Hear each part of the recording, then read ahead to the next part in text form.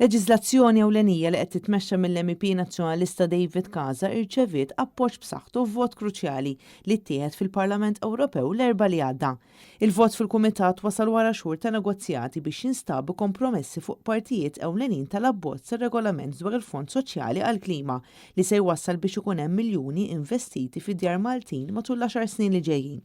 Aktar minn 100 Europarlamentari fil-Kumitati EMPL u ENVI tal-Parlament Ewropew ivvutaw favur il-proposti illi saru minn David Casa u l-co-rapporter tiegħu Esther Delang f'abbozza rapport dwar regolament ippreżentat aktar kmieni din is-sena. Dawn ix-xhur użajthom biex għamilt konsultazzjoni kollha neċessarja u biex noħorġu b'idejat innovattivi dwar kif nistgħu inwasslu fond aktar effettiv u naturalment aktar ġust għal poplu Malti imma wkoll għal pajjiżi Ewropej. Fost il-proposti aċċettati kien hemm l-appoġġ estiż għal mobilità ekoloġika li jipprovdi għal appoġġ finanzjarju biex jiġi inċentivat l-aċċess għal vetturi privati b'emissjonijiet żero u trasport pubbliku imtejjeb u affordabbli. Dan il-fond partikolari huwa ir-risposta tal-Unjoni Ewropea għall-isfidi soċjali illi se jkollna minħabba tibdil fil-klima.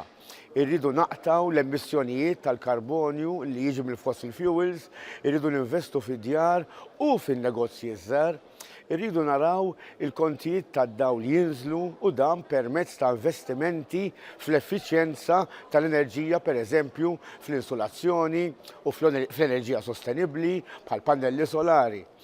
Dan investiment illi rrid naraħ fid-djar Maltin biex intejbu l-kwalità tal-ħajja, innaqsu l-kontijiet tagħkom u biex inresqu lil Malta fil-quċċata tal-ġlieda kontra t-tibdil fil-klima u favur l-ambjent. David Casa li huwa rapporter tal-EMPL għal Fond Soċjali għall-Klima qal li dan il-vot jikkonferma l-appoġġ għal firxa ta' proposti mirati biex jitnaqqas l-impatt tal-miżuri tal-klima fuq iċ-ċittadini u biex introduċu teknoloġija u prattiċi aktar notfa sabiex is-soċjetà tnaqqas l-użu tal-fossil fuels.